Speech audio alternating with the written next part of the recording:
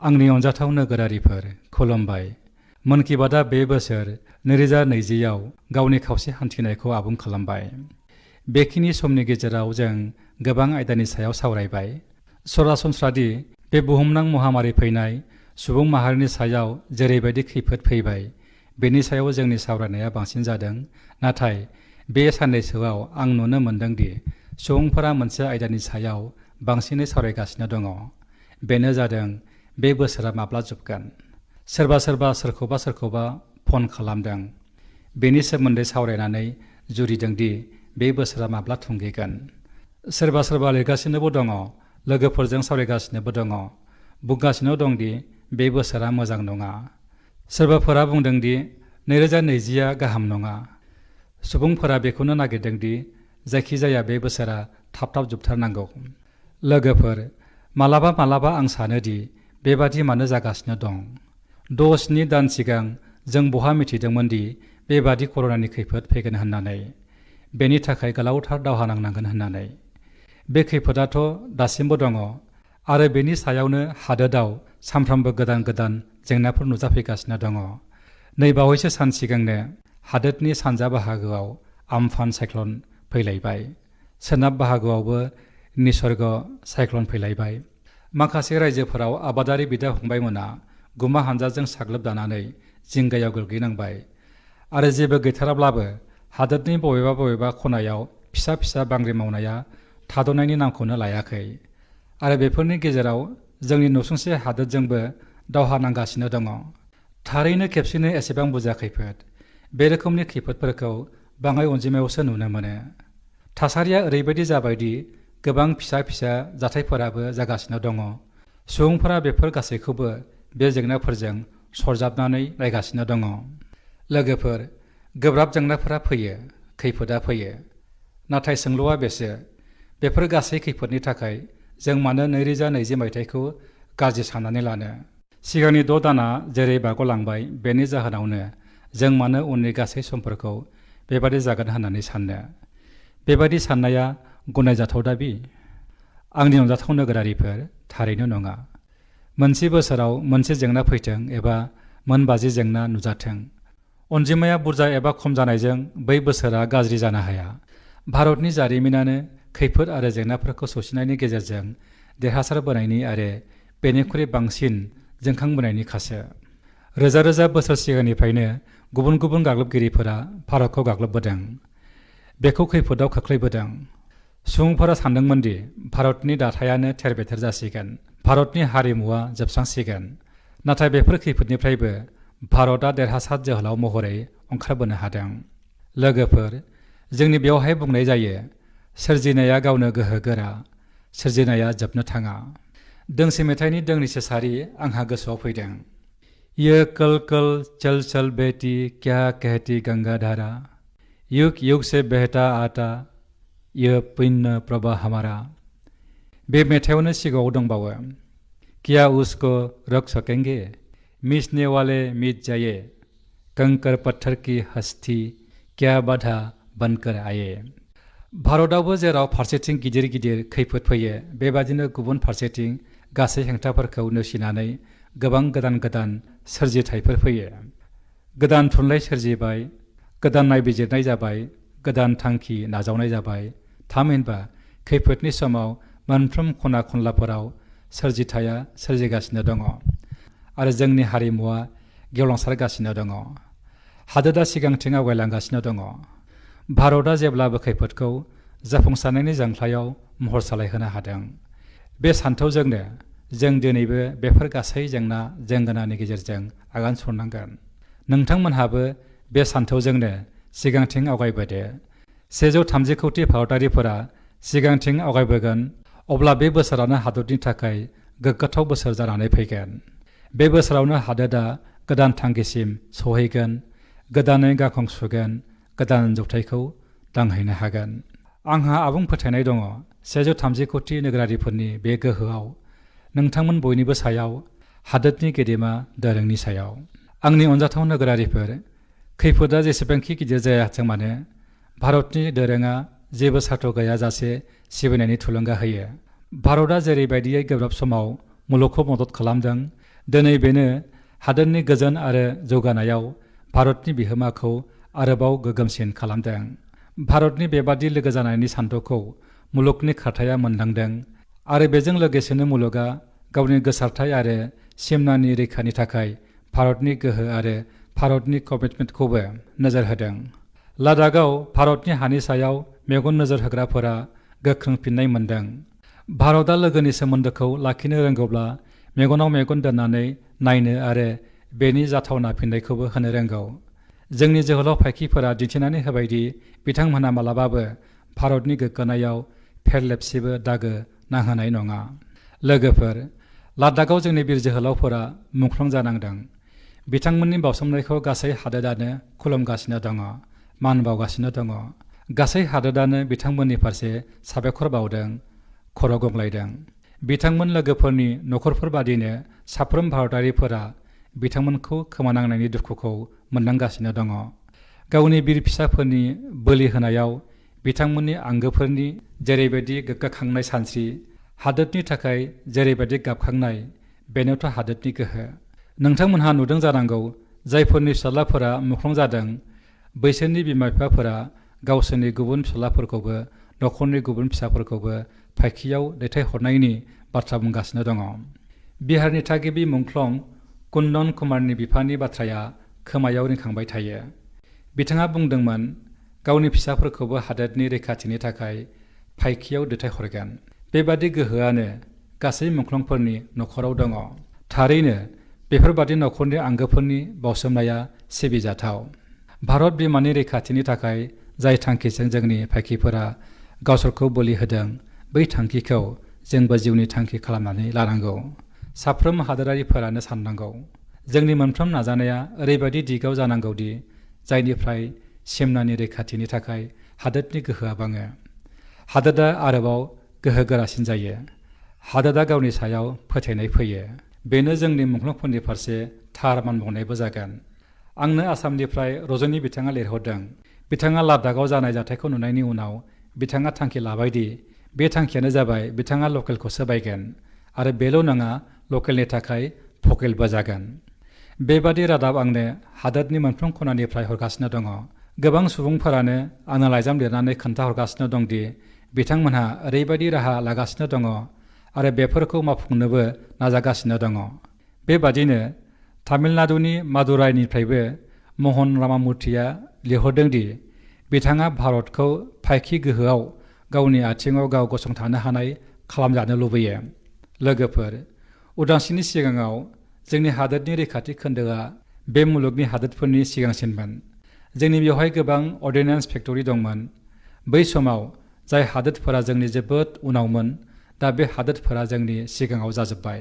उदांस्रिनि उनाव रैखाथि खोन्दोआव जों जेरैबायदि नाजानांगौमोन, जोंनि गोजाम मोन्दांथिफोरनि जेरैबायदि मुलाम्फा लानांगौमोन, जों बेनि मुलाम्फाखौ लानो हायाखै। नाथाय दिनै रैखाथि खोन्दोआ, टेक्न'लजि खोन्दोआ भारतखौ सिगां फारसे लांनो थाखाय थाद'नाय गैयै नाजागासिनो दङ। भारतआ गावनि आथिं सायाव गावनो गसंथानो नाजागासिनो दङ। लोगोफोर, मोनबो मावथांखिया सुबुंफोरनि बाहागो लानाय गैयाब्ला जाफुंसारनो हाया। बेनिखायनो गाव गसंथा भारतनि फारसे आगान सुरनायावबो सासे नोगोरारि महरै जों बयनिबो थांखि, जों बयनिबो बावसोमनाय आरो मददनि जोबोद गोनांथार जानानै फैयो। नोंथांमोनहा लकेल बायोब्ला, लकेलनि थाखाय भकेल जायोब्ला, अब्ला बुजिदो नोंथांमोनहा हादोरखौ गोख्रों खालामनायाव गाव गावनि फावखौ लागासिनो दङ। बेबो मोनसे रोखोमै हादोर सिबिनायानो। नोंथांमोनहा जाय जेखि प्रफेसनाव थायाथों मानो, मोनफ्रोमबो जायगायावनो हादोर सिबिनायनि खाबु थायो। हादोरनि गोनांथिखौ बुजिनानै जायखिजाया खामानि मावा मानो, बेयो हादोर सिबिनायानो जायो। नोंथांमोननि बे सिबिनायानो हादोरखौ बबेबा नङा बबेबा फारसेथिं गोहोगोरा खालामो आरो जों बेखौ गोसोआव लाखिनांगौदि जोंनि हादोरा जेसेबां गोहोगोरा जागोन, मुलुगाव एसेबां गोजोन जानायनि लामायाबो एसेबांनो गोख्रों जागोन। जोंनि बेवहाय बुंनाय जायो, बिद्या बिबादै धनं मदै शक्ति परेशं परिपीडनाय खलैश्य साध विपरीतम तत् ज्ञानय दानय स रक्षनाय। थामहिनबा, जुदि आखुआनो गाज्रिखा, अब्ला सोलोंथाइनि बाहायथायखौबो बियो सुबुंफोरनो नांज्लायनायाव, दोहोननि बाहायथायखौबो दुग्गानायाव आरो बोलोनि बाहायथायखौ गुबुनखौ जेंनायाव खोख्लैनायाव बाहायो। नाथाय मोजां आखुनि बिगोमाफोरा गावसोरनि सोलोंथाइखौ गियान आरजिनो थाखाय, दोहोनखौ मददनि थाखाय आरो गोहोखौ रैखा खालामनो थाखाय बाहायो। भारतआ गावनि बोलोखौ जेब्लाबो गावनि मोन्दांथिजों लोगोसे बाहायदों। भारतनि थांखियानो जाबाय भारतनि गावमानथाखो आरो जौसिन गोहोनि रैखाथि। भारतनि थांखिया गावनि आथिङाव गसंथानाय। भारतनि दोरोङारि खान्थिया गुबुननि सायाव फोथायनाय लोगोथि। भारतनि सान्थौआ लोगो जानाय। जों बेबादि आदर्शजोंनो जेब्लाबो सिगांथिं आगान सुरख्लगोन। आंनि अनजाथाव नोगोरारिफोर, कर'नानि बे खैफोद समाव हादोरा लकडाउननिफ्राय ओंखारबाय। जों दा आनलकआव दङ। आनलकनि समाव मोननै बाथ्रानि सायाव जोबोद नोजोर होनांगौ दङ। कर'नाखौ फेजेननाय आरो रांखान्थिखौ गोख्रों खालामनाय, बेनो गोहो होनाय। लोगोफोर, लकडाउननिख्रुइबो बांसिन जोङो आनलकआव सांग्रां जानांगोन। नोंथांनि सांग्रांथियानो नोंथांखौ कर'नानिफ्राय रैखाथि होगोन। बे बाथ्राखौ जेब्लाबो गोसोआव लाखिदि जुदि नोंथाङा मास्क गाना, 2 गज जानथायखौ फालिनो हाया एबा गुबुन माखासे गोनांथार सांग्रांथिफोरखौ लानो हाया, अब्ला नोंथाङा नोंथांजों लोगोसे गुबुनफोरखौबो खैफोदाव खोख्लैगोन, गाहायै न'खरनि गथ' गथाय आरो बोराय बुरै। बेनिखायनो साफ्रोम हादरारिफोरनिसिम आंनि खावलायनाय दि, आरो आं बे खावलायनायखौ गले गले खालामो, आरो बे आंनि खावलायनायानो जाबाय नोंथांमोना सांग्रांथि गैयै दाजा। नोंथांमोना गाव गावनिबो जोथोन ला आरो गुबुनफोरखौबो। लोगोफोर, आनलकनि समाव गोबां मुवाफोराबो आनलक जागासिनो दङ, जेराव भारतआ जौ बोसोरनिफ्राय खाबथाब जानानै दंमोन। बोसोरनिफ्रायनो जोंनि माइनिं सेक्टरा लकडाउनाव दंमोन। कमार्शियेल अक्सनखौ गनायथि होनायनि थांखिया थाथायखौनो आबुं रोखोमै सोलायहोबाय। माखासे सान सिगाङाव स्पेस सेक्टराव जारिमिनारि सोदांनाय लाबोनाय जाबाय। बे सोदांनायनि गेजेरजों लकडाउनाव बेंजानाय बै सेक्टरा उदांस्रि मोनबाय। बेनिफ्राय गाव आथिङाव गसंथा भारत मावथांखियाव गोख्रैथिल' नङा, नाथाय हादोरनि टेक्न'लजियावबो जौगानाय फैगोन। जोंनि आबाद खोन्दोखौ नायोब्ला बे खोन्दोआवबो गोबां मुवाफोरा बोसोर लकडाउनाव फासिनानै दंमोन। बे खोन्दोफोरखौबो दा आनलक खालामनानै होनाय जाबाय। बेनिफ्राय जेराव फारसेथिं आबादारिफोरा गावसोरनि आबादखौ जायखिजायानो फानहरनो हानायनि उदांस्रि मोनबाय, आरो गुबुन फारसेथिं बिथांमोनहा बांसिन हावलाद मोननायनिबो लामा गेंबाय। बेबादिनो गोबां खोन्दोआव जोंनि हादोरा बे गासै खैफोदनि गेजेरावबो जारिमिनारि थांखि लानानै जौगानायनि फारसे गोदान लामा खेंनानै लानो हाबाय। आंनि अनजाथाव नौनारिफोर, दानफ्रामबो जों ओरैबायदि रादाब फरायो आरो नायो जायफोर जोंखौ जोबोद सानहाबहोयो। बेफोर बाथ्राफोरा जोंखौ ओरैबायदि गोसोखांहोयोदि माबोरै जों साफ्रोमबो भारतारिफोरखौ गावजों गाव मदद खालामलायनो हागोन। बेखौनो साननानै जाय जेखौ खालामनो हायो बेखौ मावनो नांथाबो। अरुणाचल प्रदेशनि ओरैबायदि मोनसे थुलुंगाखांहोग्रा जाथायखौ आं मिडियायाव फरायनो मोन्दोंमोन। बैयावहाय सियां जिल्लानि मिरेम गामिया बे जुनिया खामानिखौ मावनानै दिन्थिदों, जाय दुलाराय भारतनि थाखाय मोनसे बिदिन्थि जानानै थाबाय। बे गामिनि माखासे सुबुंफोरा बाहेरायाव थांनानै खामानि मावहैयो। गामिनि मानसिफोरा नुबायदि कर'ना महामारिनि समाव बिसोर गासैबो गाव गावनि गामि फारसे फैफिनगासिनो दङ। गामिनि मानसिफोरा सिगांनिफ्रायनो गामिनि बाहेरायाव क्वारेन्टाइननि राहा खालामनो थिरांथा खालामबायमोन। बिसोरो गावजों गाव गोरोबलायनानै गामिनि एसे जानखाराव मोन 14 अरायथा नङै न'सा बानायनानै होनायसै, आरो बेखौ थि खालामनायसै दि जेब्ला गामिनि मानसिफोरा फैफिनगोन अब्ला बिसोरखौ बे न'साफोराव खायसे सानफोरनि थाखाय क्वारेन्टाइनाव थानो होगोन। बे न'साफोराव खिखरसालि, मोब्लिब आरो दैजों लोगोसे सानफ्रोमबो गोनां जानाय गासैबो रोखोमनि खाबुफोरनि राहा खालामनाय जादों। थारैनो मिरेम गामिनि सुबुंफोरनि बे जथाय नाजानाया आरो सांग्रांथिया गासैनिबो गोसोखौ गावसोरनि फारसे बोगथाबनो हादों। लोगोफोर, जोंनि बेवहाय बुंनाय दङ, स्वभावन जहाति एव साधु अपद्रतपि सन कर्पूर पावक स्पृष्ट सौरभं लभते तरम। थामहिनबा, जेरैहाय कर्पूरा अर खामनायनि उनावबो गावनि मोदोमनायखौ नागारा, बेबादिनो मोजां सुबुंफोराबो खैफोदनि समावबो गावनि गुन, गावनि आखुखौ एंगारा। दिनै जोंनि हादोरनि जायफोर मावफादसा गोहो दङ, जायफोर मावफादसा लोगोफोर, बिसोरबो बेनि रोखा बिदिन्थि। नोंथांमोना नायनायसाय बे साननैसोआव जोंनि प्रबासि मावख'थिसाफोरनि बेबादि गोबां सल'फोर नुजागासिनो दङ, जायफोरा गासै हादोरखौनो थुलुंगाखांहोयो। इउपिनि बाराबांकियाव गामियाव गिदिंबोफिननाय मजदुरफोरा कयलानि दैमानि मिथिंगायारि महरखौ लाबोफिननो थाखाय खामानि जागायजेनबाय। दैमाखौ फोथांफिननायखौ नुनानै साखाथि फाखाथिनि आबादारिफोर आरो सुबुंफोराबो रंजाखांनाय मोन्दों। गामियाव फैफिननायनि उनाव क्वारेन्टाइन सेन्टाराव थानाय समाव जोंनि श्रमिक लोगोफोरा जाबायदि हारोंथाय बाहायनानै गावनि साखाथि फाखाथिनि थासारिखौ सोलायहोदों, बेयो सोमोनांथाव। नाथाय लोगोफोर, बेबादि बेसेबांबा सल'फोर हादोरनि गामिफोराव दङ, जायफोरा जोंनिसिम सफैयाखै। जेरैबायदि जोंनि हादोरनि आखु, आंहा फोथायनाय दं लोगोफोरदि नोंथांमोननि गामियावबो साखाथि फाखाथि गोबांथार जाथाय जादों जानांगौ। जुदि नोंथांमोननि गोसोआव बेबादि साननाया फैदोंब्ला, बेबादि थुलुंगा होनो थाखाय जाथायखौ थारैनो आंनो लिरहर। खैफोदनि बे समाव बेबादि थुलुंगाखांथाव जाथाय, बे सल'फोरा गुबुनखौबो थुलुंगा होगोन। आंनि अनजाथाव हादोरनि नोगोरारिफोर, कर'ना भाइरासआ थारैनो जोंनि जिउ खांनायनि राहाखौ सोलायहोबाय। आं लन्दननिफ्राय फोसावजानाय फाइनेन्सियेल टाइम्सआव मोनसे बिदै बरहा लिरथाइ फरायगासिनो दंमोन। बेवहाय लिरदोंमोन दि कर'नानि महामारि समाव हाइजें हालदैखौ लाफानानै गुबुन गुबुन मस्ला जाथोनि डिमान्डआ एसियानि अनगायैबो आमेरिकासिम बांलांनो हमदों। गासैबो मुलुगनि नोजोरा बोहैथि समाव गावबागाव इमिउनिटि बांहोनायावनो आरो इमिउनिटि बांहोनाय मुवा बेसादफोरनि सोमोन्दोआ जोंनि हादोरजों। जों बेनि गोनांथिनि बागै मुलुगनि सुबुंफोरनो बेबादि गोरलै आरो गेबें रावाव फोरमायथिनांगोन, जायनि गेजेरजों बिथांमोनहा गोरलैयैनो बुजिनो हायो आरो जों जाहाथे मोनसे हेल्दियर प्लेनेट दाफुंनायाव गावनि बिहोमा होनो हायो। आंनि अनजाथाव हादोरनि नोगोरारिफोर, कर'ना बायदि खैफोदा फैयामोनब्ला जानो हागौ जिउआ मा, जिउखौ मानो, जिउआ माबादि, जों जानो हागौ बे बाथ्राफोरखौनो गोसोआव फैनाय नङामोन। बेबादिनो गुबुन फारसे मानसिफोरा आंनो बेखौबो शेयार खालामदों दि लकडाउननि समाव माब्रैहाय फिसा फिसा गोजोननायनि राहा लानायाबो जिउआव रिडिस्कभार खालामजादों। गोबां सुबुंफोरानो आंनो गोदोनिफ्रायनो सोलिबोनाय इनड'र्स गेम गेलेनाय आरो गासै नखरानो रंजानाय लानायनि मोन्दांथि दैथायहरदों।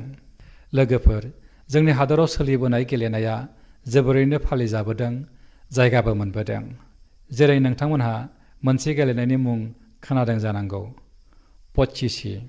बे गेलेनायखौ तामिलनाडुआव पल्लांगुली, कर्नाटकआव अली गुली मने आरो अन्ध्र प्रदेशआव बामन कुंटलुनि मुङै गेलेनाय जायो। बेयो बुंनो थाङोब्ला मोनसे स्ट्रेटेजि गेम, जेराव मोनसे बर्डखौ बाहायनाय जायो। बेयाव गोबां थुरसि थायो, जेराव दोननाय दुलुर एबा जोलैखौ गेलेगिरिफोरा हमनांगौ। बुंनाय जायोदि बे गेमआ खोला भारतनिफ्राय खोला सानजा एसिया आरो उनाव मुलुगाव गोसारो। लोगोफोर, दिनै साफ्रोमबो गथ'फोरानो जिबौ सिरि गेलेनायनि बागै मिथिगौ। नाथाय नोंथाङा मिथिगौना दि बेबो भारतनि गोजाम गेलेनाय गेमनिनो महर, जायखौ मेक्सापटम एबा परम्बदम बुंनाय जायो। जोंनि गेजेराव आरोबाव सोलिबोनाय गेम दंबावो, जायखौ गर गेलेनाय होननानै बुंनाय जायो। गेदेरफोराबो बेखौ गेलेयो आरो उन्दैफोराबो। समान महरनि गरबा अन्थाइनि महर बुथुमदो आरो गर गेलेनो थियारि जादो। गरसे अन्थाइखौ बाराव गारदावदो आरो जेब्लासिम बे अन्थाइया बाराव थागोन, बे समावनो हानि आद्रा अन्थाइफोरखौ खननो नांगौ। सरासनस्रायै जोंनि बेवहाय इनड'र गेलेनायाव गिदिर गुदि बिथानि एबा जायगानि गोनांथि जाया। सोरबा गंसे चक एबा अन्थाइ लानानै फैगोन, बेजों हायाव हांखो बोनानै होगोन आरो गेलेनाया जागायजेनगोन। जाय गेलेनायाव डाइसनि गोनांथि जायो, बेवहाय खाउरि एबा थिंख्लिनि बेगरजोंबो खामानिया सोलियो। लोगोफोर, आं मिथिगौदि दिनै जेब्ला आं बाथ्राफोरखौ बुंगासिनो दङ, अब्ला बेसेबांदि सुबुंफोरा उन्दै उन्दै समनि बाथ्राफोरखौ गोसोखांदों जानांगौ। आं बेखौनो बुंगोन दि बे बाथ्राफोरखौ मानो बावगारनो, बै गेलेनायफोरखौ मानो बावनो। नखरनि बिबौ बिबै, नखरनि बैसोगोराफोरनिसिम आंनि खावलायनाय दि गोदान आथालनो बेफोर गेलेनायखौ नोंथांमोनहा ट्रेन्सफार खालामाब्ला सोर खालामनो। जेब्ला अनलाइन फोरोंथायनि बाथ्रा फैगासिनो दङ, अब्ला बेलेन्स खालामनो, अनलाइन गेलेनायनिफ्राय उदां जानो जों बेबादि खालामनांगोन। जोंनि लाइमोन आथालनि थाखाय, जोंनि स्टार्टआपनि थाखाय बेयाव गोदान खाबु दङ आरो गोख्रों खाबु दङ। जों भारतनि सोलिबोनाय इन्डास्ट्रिखौ गोदानै आरो गोसो बोनो हाथाव खालामनो साखाफारा खालाम। बेजों लोब्बा गोनां बेसादफोरखौ बुथुमग्रा, साप्लाइ खालामग्रा स्टार्टआपफोरा गोबां पपुलार जालांगोन। आरो जों बेखौबो गोसोआव लानांगोन दि जोंनि भारतनि गेलेनायाबोथ' लकेल, आरो जों लकेलनिफ्राय भकेल जानो सिगाङावनो समायखिरा लाखांबाय। आरो आंनि उन्दै उन्दै गथ'सा लोगोफोर, गंफ्रोमबो न'खरनि आंनि अनजानाय उन्दै उन्दै खुदियाफोरनिसिमबो आं दिनै जुनिया खावलायनो सानो, गथ'फोर, नोंथांमोनहा आंनि खावलायनायखौ फालिगोन ना? नाय, आं लुबैयो दि आं जायखौ बुङो नोंथांमोनहा थारैनो मावथार। मोनसे हाबा माव। जेब्ला एसे आजिरा मोनगोन अब्ला बिमा बिफानियाव सोंनानैसो मबाइलखौ आखायाव ला। आरो गावबा गाव बिबौ बिबै एबा न'खराव थानाय जायखिजाया बैसोगोरा सुबुङानो जायाथों मानो गावनि मबाइलाव रेकर्ड खालाम। जेरैहाय नोंथांमोना टिभियाव नुबाय जानांगौ माबोरैहाय खौरांगिरिफोरा इन्टारभिउ लायो। बेबादि इन्टारभिउ ला आरो नोंसोरो बिथांमोननियाव मा सोंथि सोंनो। आं नोंथांमोननो सुबुरुन होनि, नोंथांमोना बिथांमोननाव थारैनो सोंथारदि बिथांमोनहा उन्दै समाव बिथांमोननि थानाय जानाया माबायदिमोन, बिसोर माबादि गेलेनायखौ गेलेयोमोन, माब्लाबा थुनफावथिना नायनो थाङोना थाङामोन, माब्लाबा आजिरानि समाव बिमानि न'आव थाङोमोन नामा, माब्लाबा आबाद फोथाराव थाङोमोन नामा, फोरबोफोरखौ माबोरै फालियोमोन। गोबां बाथ्राफोरखौ बिथांमोननाव सोंनो हायो। बिथांमोननोबो 40-50 बोसोर एबा 60 बोसोर गोजाम गावनि जिउआव गिदिंनानै थांफिननाया गोबां रंजानाय होगोन। आरो नोंथांमोननो 40-50 बोसोर सिगां भारतआ माबादिमोन, नोंथांमोना जाय जायगायाव थायो बे ओनसोला माबादिमोन, मानसिनि सोलिनायफोरा माबादिमोन, गासैखौबो नोंथांमोना गोरलैयै सोलोंनो मोनगोन, मिथिनो मोनगोन, बुजिनो मोनगोन। नोंथांमोना नायल' जोबोद रंजानाय मोनगोन आरो न'खरनि थाखाय मोनसे जोबोरैनो बेसेन गोसा आरो मोजां भिडिअ' एलबामबो जागोन। लोगोफोर, बेयो सैथोदि गावनि लिरनाय आरो गावखौ लानानै लिरनाय अट'बाय'ग्राफि एबा बाय'ग्राफिया जारिमिननि सैथोनि खाथिसिम थांनायनि थाखाय जोबोरैनो बाहायजाथाव बिजों। नोंथाङाबो गावनि देरसिन सुबुंफोरजों बाथ्रा सावरायगोन, अब्ला बिथांमोननि समनि बाथ्राखौ, बिथांमोननि उन्दै सम, बिथांमोननि लाइमोन समनि बाथ्राफोरखौ गोरलैयैनो हमदांनो हागोन। बेयो साबसिन खाबुदि बैसो जानाय सुबुंफोराबो गावनि उन्दै समनि बागै, बै समनि बागै गावबा गाव न'खरनि गथ' गथायफोरनो फोरमायनानै होयो। लोगोफोर, हादरनि मोनसे गेदेर बाहागोआव मौसुमिया सफैबाय। बे खेबाव बोथोरखौ लानानै बोथोर बिगियानिफोराबो जोबोरैनो थुलुंगाखांनाय, जोबोद मिजिंथिनाय फोरमायदों। अखाया मोजां जायोब्ला जोंनि आबादारिफोरनि आबादाबो मोजां जागोन, आबहावायाबो साबना हामना जागोन। अखानि बोथोराव मिथिंगायाबो जेरै गावखौ रिजुभेनेट खालामनानै लायो। सुबुङा मिथिंगानि होथायखौ जेसेबां बजबनानै लायो, मिथिंगायाबो बेराफारसेथिं अखानि समाव बेनि फिन सुफुंथाय खालामो, रिफिलिं खालामो। नाथाय रिफिलिंआ अब्लासो जानो हायो जेब्ला जोंबो बैसोमुथि बिमाखौ मदद होगोन, गावनि बिबानखौ रुजुनगोन। जोंनि दारै खालामजानाय एसे नाजानाया मिथिंगाखौ, आबहावाखौबो जोबोर मदद खालामगोन।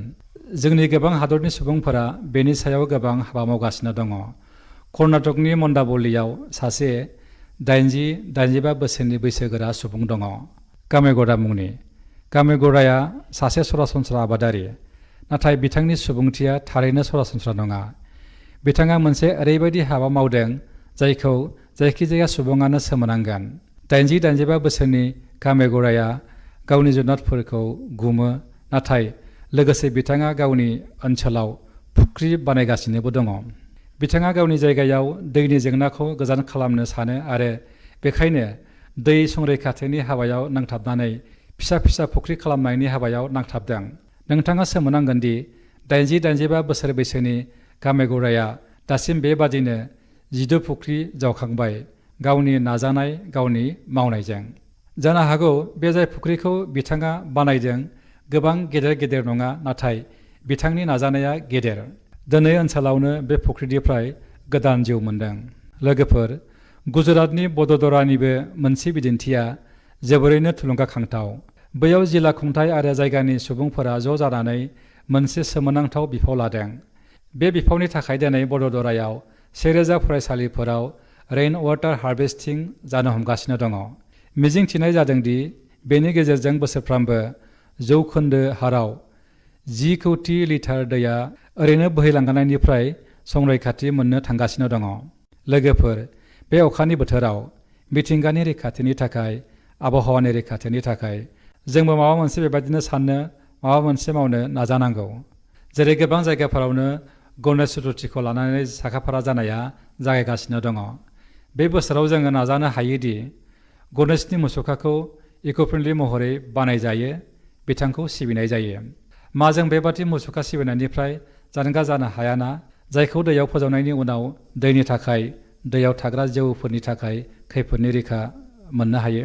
आंहा फोथायनाय दंदि नोंथांमोना थारैनो बेबादि खालामगोन आरो गासै बाथ्राफोरनि गेजेराव जोङो बेखौबो नोजोर लाखिनांगोन दि मनसुननि सिजनाव गोबां बेमार आजारबो फैयो। कर'ना महामारिनि समाव बेनिख्रुइबो गोजान जानानै थानांगौ। आयुर्वेदिक मुलि, गुदुं दै, बे गासैखौबो बाहायबाय था, गोग्गो देहाजों थाबाय था। आंनि अनजाथाव हादोरनि नोगोरारिफोर, दिनै 20 जुनाव भारतआ गावनि बारग' गाहाय मन्थ्रिखौ मान बावनो थांगासिनो दङ, जाय बिथाङा मोनसे खैफोदनि समाव हादरखौ दैदेनदों। जोंनि बारग' गाहाय मन्थ्रि पि.भि. नरसिंह रावनि दिनै जोनोम साननि 100 बोसोरारि जागायजेननाय सान। जेब्ला जों पि.भि. नरसिंह रावनि बागै बाथ्रा सावरायो, अब्ला थारैनो रांखान्थि दैदेनगिरि महरै बिथांनि सावगारिया जोंनि साखाथियाव बेरखांफैयो। नाथाय बेबो सैथोमोन दि बिथाङा गोबां रावफोरखौ रायनो रोंगौमोन। भारतनि आरो गुबुन हादरनि राव बुंनो हायोमोन। बिथाङा गुबुन फारसे भारतनि बेसेनथिनि सायाव थांनानै दंमोन। गुबुन फारसे बिथाङा मोनबा थुनलाइ आरो बिगियाननिबो सायाव गियान दंमोन। बिथाङा भारतनि बयनिख्रुइबो मोनदांथिनो हाग्रा दैदेनगिरिनि गेजेराव सासे। नाथाय बिथांनि जिउनि आरोबाव मोनसे आन्थोरबो दङ, जाय जोबोरैनो मख'जाथाव, जोङो मिथिनानैबो लानांगौ। लोगोफोर, नरसिंह रावआ गावनि साननाय हनायजों उन्दै समनिफ्रायनो उदांस्रिनि दावहायाव बारसोमदोंमोन। जेब्ला हायद्राबादनि निजामा बन्दे मातरम खननो थाखाय गनायथि होनो नेवसिदोंमोन, अब्ला निजामनि हेंथायै सोलिनाय सोमावसारनायाव बिथाङाबो गोख्रै बाहागो लादोंमोन। बे समाव बिथांनि बैसोआ 17 बोसोर बैसोमोन। उन्दै समनिफ्रायनो मानिजाथाव नरसिंह रावआ इनायनि हेंथायै गारां दिखांनायाव सिगांमोन। गावनि गारांखौ गोख्रों खालामनायाव मोनबो रोखोमनि खंख्ला आरो आद्रा दोनामोन। जोबोरैनो सरासनस्रा बैसोमुथि हारिफ्राय सिखांनानै बिथांनि सिगांनाय, सोलोंथायाव बिथांनि गोसो, बिथांनि सोलोंनो गोसो जानायनि गांनाय आरो बे गासैबोनि गेजेराव बिथांनि दैदेननायनि गोसोआ, बे गासैबो गोसोखांजाथाव।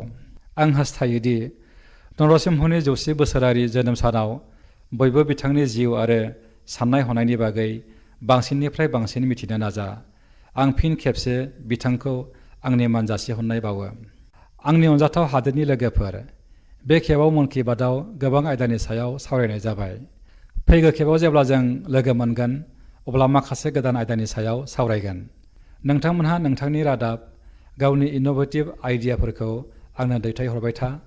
जों बयबो खौसे जानानै सिगांगोन आरो फैगौ सानफोरखौ आरोबाव मोजाङै दैदेनगोन। जेरै आं जागायजेननायाव बुंदोंमोन, जों बे बोसोराव एबा 2020आवनो साबसिन खालामगोन, सिगांगोन आरो हादोराबो गोदान जौसांखौ मोनहैगोन। आंहा फोथायनाय दंदि 2020 मायथाइया भारतनि मुगानि गेजेराव मोनसे गोदान राहा लामा दिन्थिग्रा मायथाइ जानो हागोन। बे फोथायथिखौ लानानैनो नोंथांमोनहाबो सिगांगोन। गोग्गो देहायै था। बे गाहाम हामलायनायजों लोगोसे नोंथांमोन बयनिसिमबो जोबोद जोबोद साबायखर। खुलुमबाय, गोजोन्थों।